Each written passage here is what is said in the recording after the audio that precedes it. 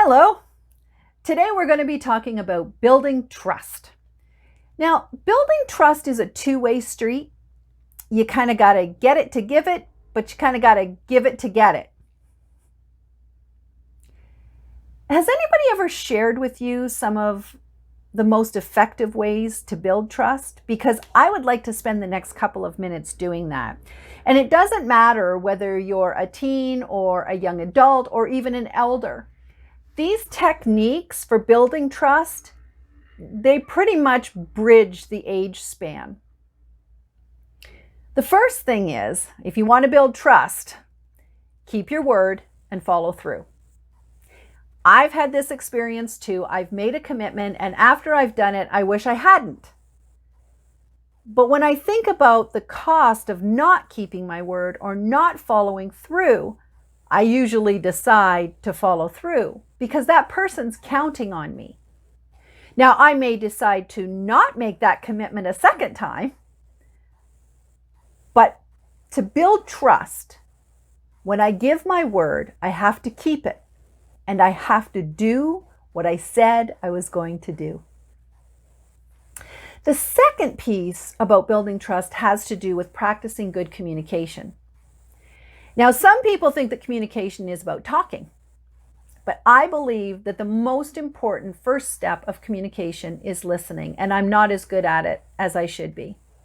But if we start by listening, it helps us to get the perspective of that other person and what they're going through. And if we're really paying attention to what they're saying, then we have a better way of asking clarifying questions.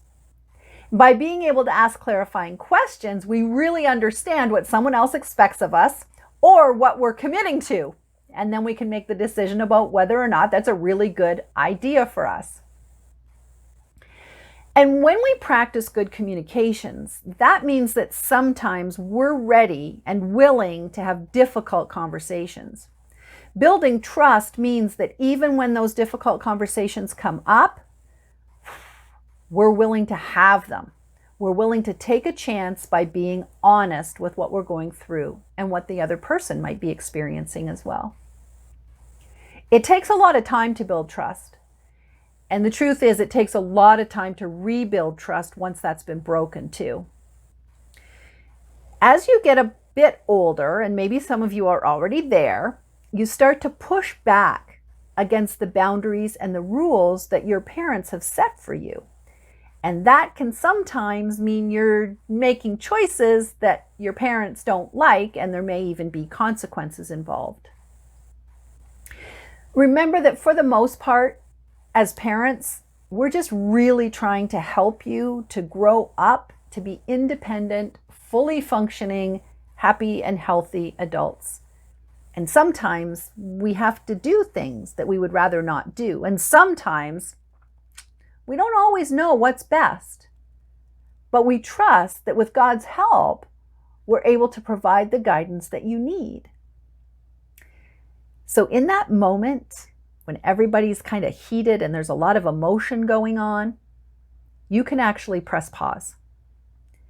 And maybe invite your family and you to take a break. Remember when you were little, you probably got put in a timeout? Well, this is like the adult version because you're actually asking for a timeout and saying, hey, can we come back to this conversation when everything is a little calmer and we're all a little cooler? My experience has been a lot of conflicts don't get resolved when emotions are in control of the situation. Parents and children don't always agree. And it's not always easy. And sometimes you might think they don't trust you. And sometimes they might think you don't trust them. And in that moment, it might be true, but I'm going to invite and encourage you to continue to be open to the fact that your parents are probably doing the very best that they can, and so are you. Remember that the more time you spend with the people that you want to have trusted relationships with, the more opportunities you have to build that trust. You might want to cook a meal together, or sit down and eat a meal together if you don't usually do that. Maybe you read your Bible together, or you pray together. Maybe you go for a walk or a bike ride. investing in those relationships and building that trust is so important. And don't forget to laugh. Humor is a wonderful way to build relationships and to heal them. Thank you so much for your time. I hope you're having a fantastic week. Until next time.